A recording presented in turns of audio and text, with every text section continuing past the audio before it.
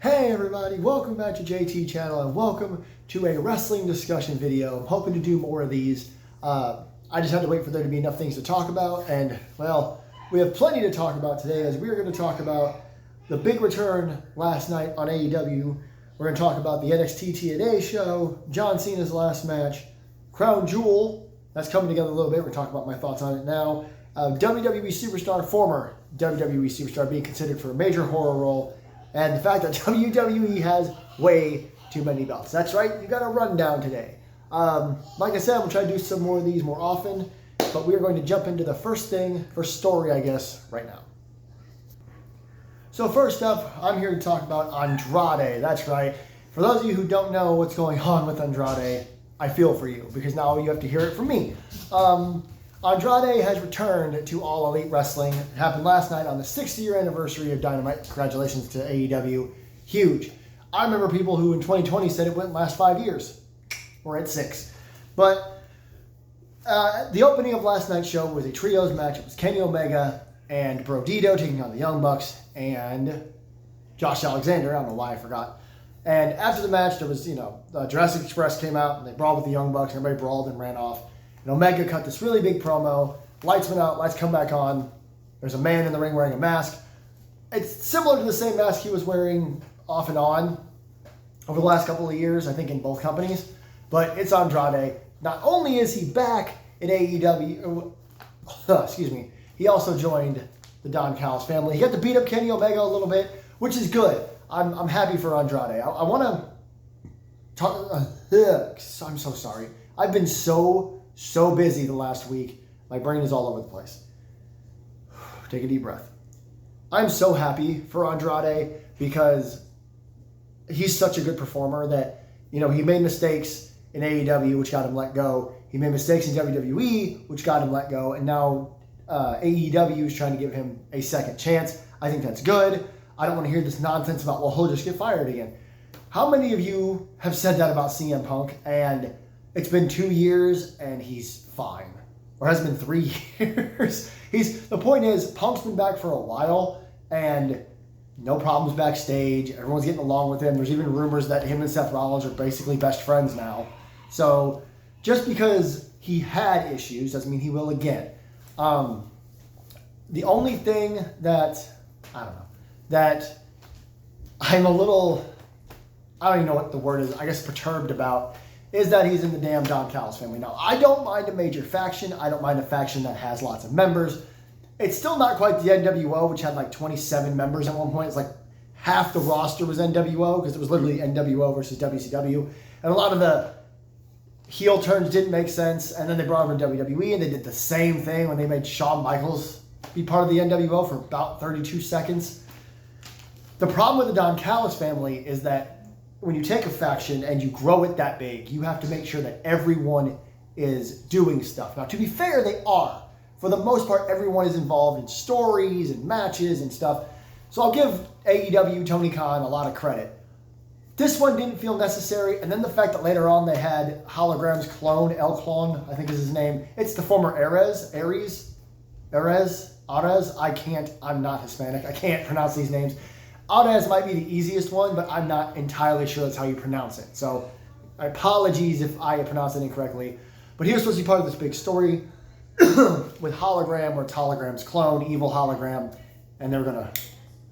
But Hologram's injured, so they did something interesting, something fun. Sorry if you hear stuff in the background. Hologram got injured, but they still wanted to use El Clone, they still wanted to use Andrade. So good for him. But the reaction to that was very mild. And I don't think it has anything to do with the character, El Clone, or the story. The story was being told on Collision. Then it was suddenly dropped because Hologram got injured. And then out of nowhere, later on in the show, because this was the start of the show, we had another turn. So I know this first story is mostly about Andrade, but the Don Callis family is overstuffed. I know it's looking like Takeshi's going to leave, but I don't think that's going to do enough. Plus, you have Hechicero on there who doesn't do enough. It is cool when he's in matches. I love Don Callis' introductions of him speaking pretty good Spanish, but he's speaking it like a white lady visiting Mexico for the first time. Like, he's doing it obnoxiously on purpose, and it's great. So yeah, Andrade's back. I'm happy for him. I'm really looking forward to this matchup with Kenny Omega. That's going to be a match of the year candidate, and we're in October now. So to have a match of the year candidate this late in the year is huge, and I cannot wait for it. I wish him nothing but the best, for sure. Next up, we are going to talk about NXT TNA Showdown taking place this coming Tuesday. Next Tuesday. This is super cool, obviously. First things first, yes, they changed the name. No, I don't freaking care. Okay, we're done talking about it. Secondly, this is awesome, obviously, for many, many reasons. The NXT TNA thing has worked out really well. Yes, I know mostly NXT guys are taking TNA titles. I was a little worried about that. Like, I think the Kalani Jordan story and the women's team, it's hard because it's all like former WWE talent. And then like the Knockouts champion got injured, had to relinquish her title, and they just gave it to Kalani. It's rough. It's rough. WWE is doing the thing, but TNA isn't owned by WWE, meaning that Santino and well, maybe not Santino, but the president of TNA and stuff, they're allowing this to happen because they're still a separate entity, which means that the TNA stars are going to win the titles back down the line at some point. So that's going to be cool. They're having this show next week. There's going to be 2 Survivor Series matches, 4-on-4. I assume there's going to be 5-on-5 because that's what a Survivor Series match is. We're also doing the Hardys against the TNA or the NXT, or I'm sorry, whoever the NXT Tag Team Champions are. I actually can't remember who that is off the top of my head. But this is awesome.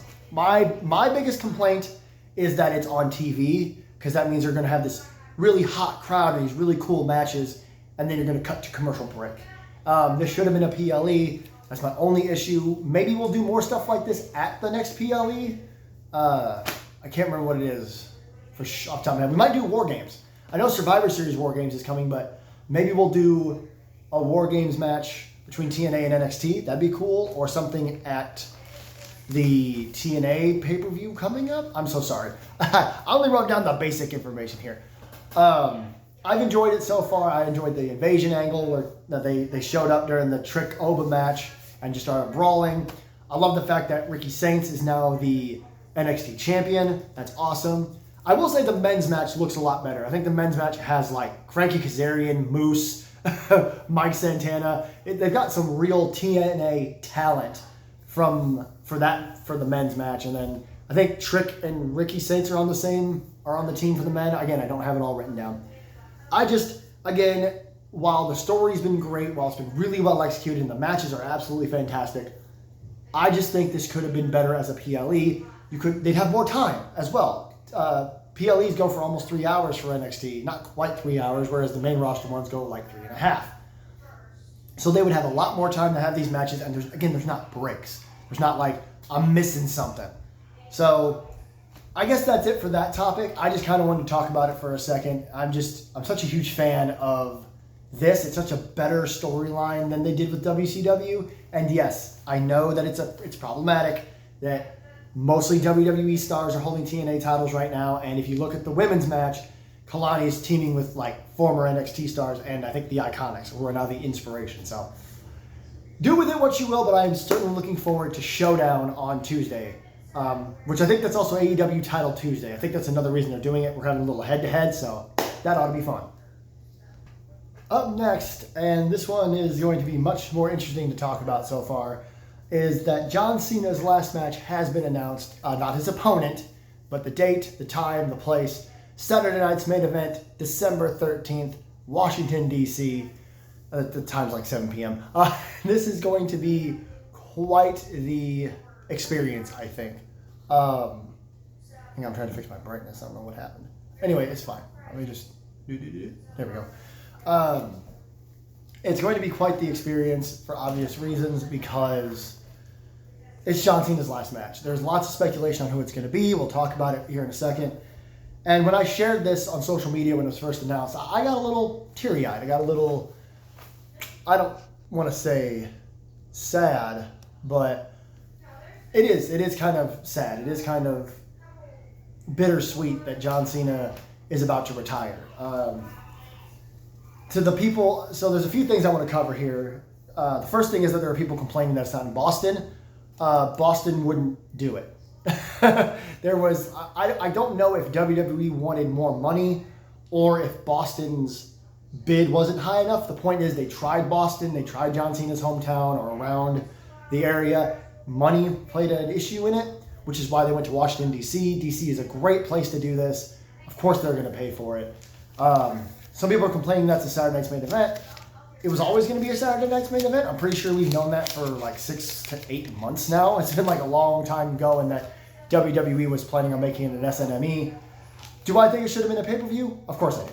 It should have been a PLE called John Cena's Last Match. That should have been the name of the pay-per-view, and the whole show should have been non-canon, dream matches, maybe a street fight, just little bullshit, kind of like we used to do with the old Saudi shows, where it would just be matches that meant nothing and like one canon match.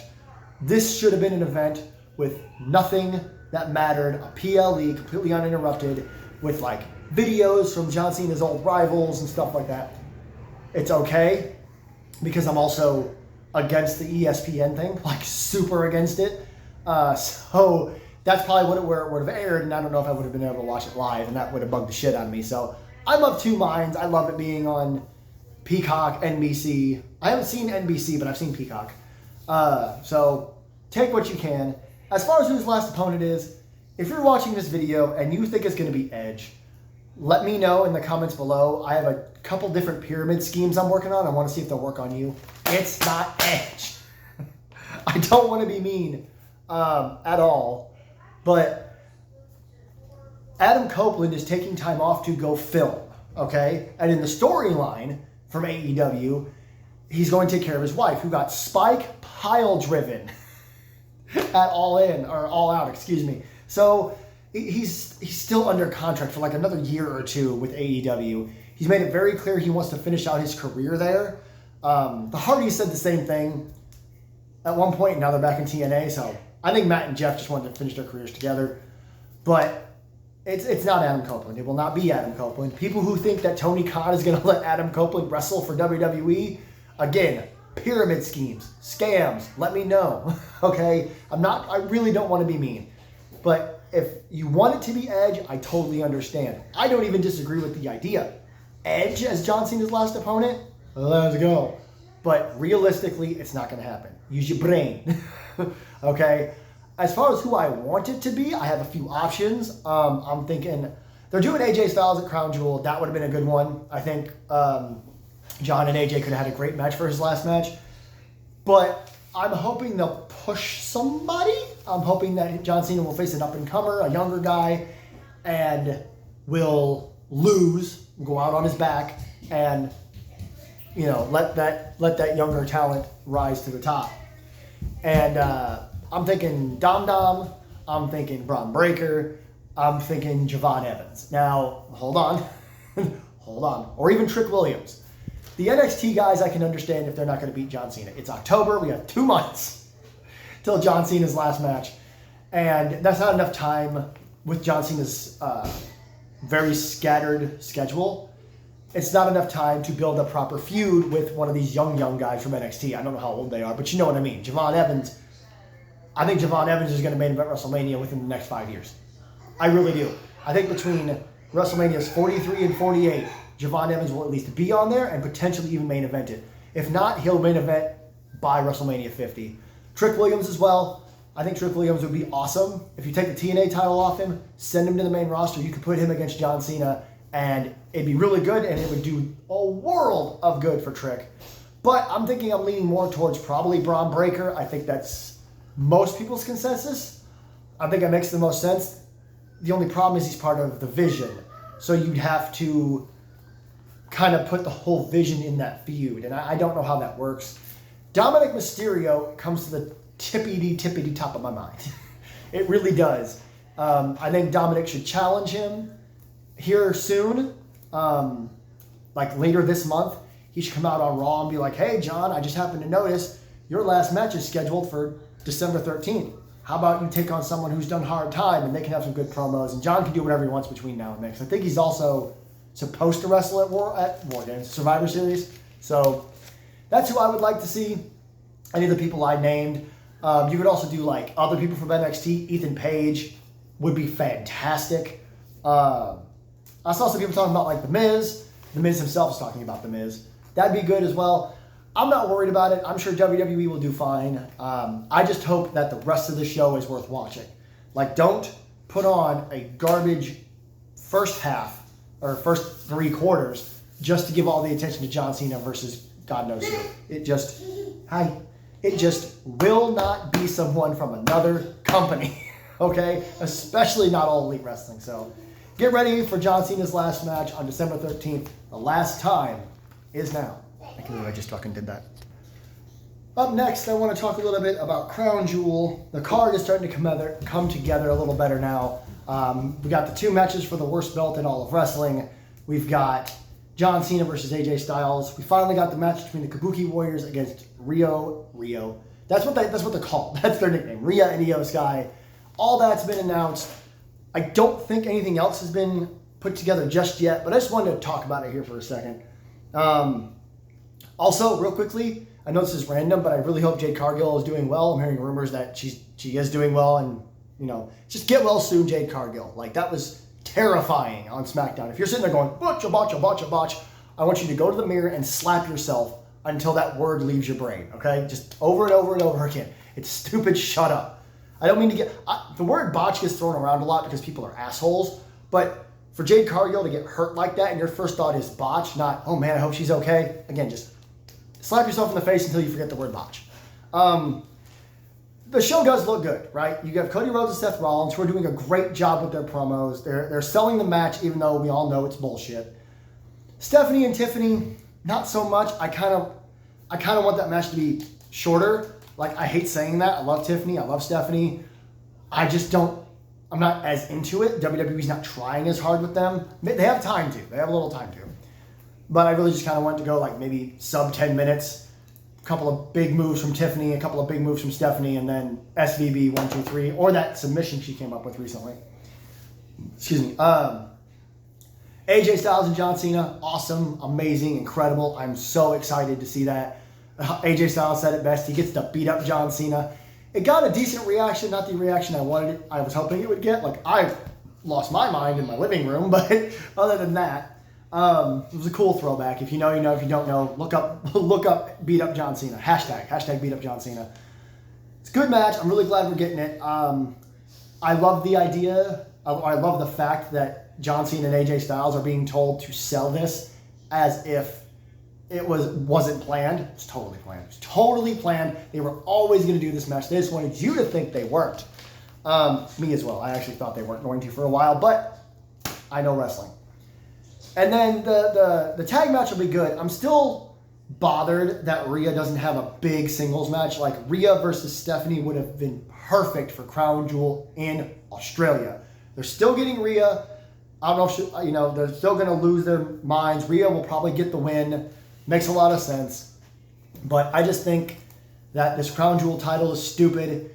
You could have had Rhea going for a title. You could have had these other matches, like Cody and Seth could be defending their belts. Like, where are CM Punk and AJ Lee right now? I know that was like a side story to be goofy and have a little fun, but why not split up and have the Punk Rollins World title match? And you can do shenanigans. You can have Cody defending against whoever. I wouldn't even care. Maybe a rematch against Drew McIntyre. Maybe throw Randy Orton in there and have a triple threat. It's, but that's just me. I do think the card looks really good. I'm curious what's going to happen with the Usos and Roman Reigns, who made his big return. I am a little scared, just a little scared, that we keep talking about Brock Lesnar, because nobody wants Brock Lesnar back again. I don't want Brock Lesnar, and this is Simon Miller's fault, so blame Simon Miller for me even talking about this. But the way Paul Heyman is talking, the way Cody Rhodes is talking, it scares me that Brock is somehow going to get involved in this match. Now, rumor has it he's not going to be back for months. He just came back to do the John Cena thing and then fucked off again. But if he does come back and ruins this match and goes after one of the belts or something, that's going to upset the shit. That's going to piss me off.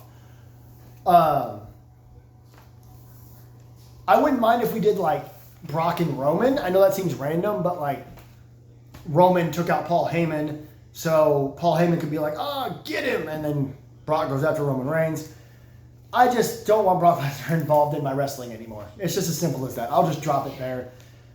Again, I know I'm repeating myself. I do think the match lineup looks good. I think Stephanie and Tiffany can have a really good match. You give them 15, 20 minutes, let them shine, that's great.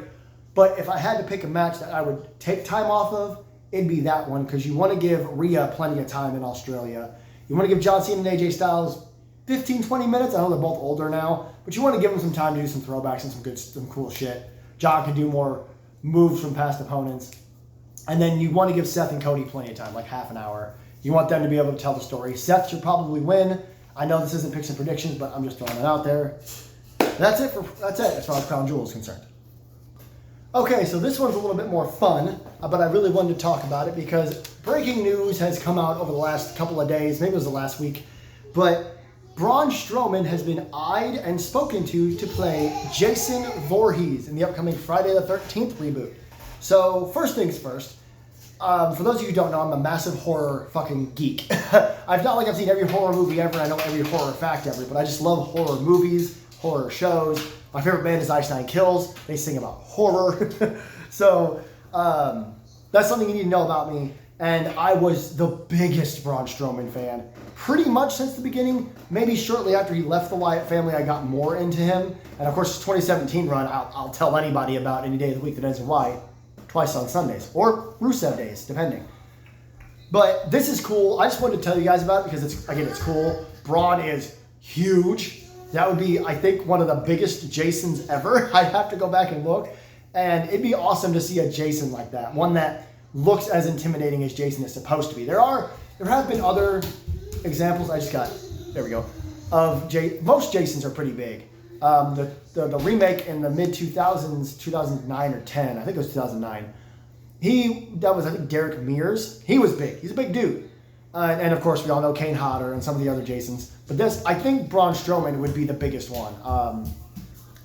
And I just think it'd be cool. I love the fact that we're getting a new Friday movie because we haven't in so long. And I think it's because, just like the Freddy movies, the rights are all over the place. The rights are they're kind of being held hostage. So I don't know much more about this movie, but I just kind of want to tell you guys about it. Love Braun Strowman. Love this for him. I kind of hope he gets it, to be completely honest. And for today's last little wrestling conversation, we need to talk about WWE titles. Now, before the marks jump in my comments and talk about, well, what about AEW? Well, what about AEW? That's the point. That's not the point of this video, for one. And for two, AEW has like 10 belts, maybe 9. If you're counting direct AEW belts, they don't really do the Ring of Honor belts on AEW anymore. They do own them. If you do add the Ring of Honor belts, I think it goes up to like 16, maybe. I'm not sure how many Ring of Honor belts there are, because there's like the tag titles, the world title, the television title, the women's title, blah, blah, blah. But let's just say AEW has 16 belts, counting the Ring of Honor, right? I wrote the number here, right here in my notes.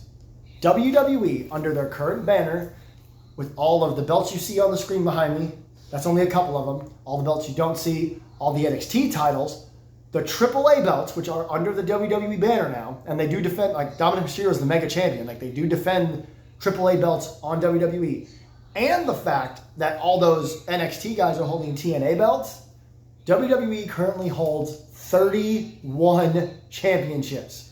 You can go and look, you can do the research and the math yourself. There's like like I said, you got to count the AAA titles, because those are under WWE's banner and they are defended fairly regularly. They're at least talked about. By the way, my daughter just gave me this while I was doing this, so I'm using it as a thing. You got all the main belts on Raw and SmackDown. You got all the NXT titles, and then the fact that almost all the TNA belts are held by NXT superstars. So there's too many titles in all of wrestling. If you want to separate the TNA belts, I understand, but again, it's like the AAA belts. They're on WWE TV. They're defended on WWE TV or on WWE programs. So it's wild. It is an insane thing, and I just wanted to talk about it because when AEW announced the women's tag team titles, the usual suspects dug up from their basements and started screaming. But it's like, you need to look at WWE. You need to count AAA and TNA, at least the belts held by NXT superstars. Like the TNA tag titles are being held by the Hardys, who work for TNA. They aren't actively working for NXT. So yeah, it's wild. Again, it's just something I wanted to talk about. Sorry, I just wanted to show you that. Isn't it cool? to kind of end the video on. Like I said, the last two things I wanted to talk about aren't all that big. It's just more, I thought that last story was cool, and I just thought this was funny. Again, technically, 31 belts. Which WWE title, which title currently owned by the WWE banner would you want to win? I'm thinking the Speed Championship. 5 minutes? Please, I can win anything in 5 minutes. All right, thank you everybody so much for watching. Don't forget to like, share, subscribe, leave a comment down below what you think of all this. Don't forget that I don't know if I mentioned this at the start, but there's timestamps at the bottom if you want to go rewatch any of the segments. Again, I'm hoping to do more of these more often. I'd like to do one every week, as long as there's enough to talk about. This started with 4. This started with the NXT John Cena, the 31 belts, and Braun Strowman. And then I decided to talk about Crown Jewel, and then Andrade came back. But until next time, this is JT Channel. I am JT. This is a Wednesday Spoon. We'll see you in the next one. I don't even fucking know anymore.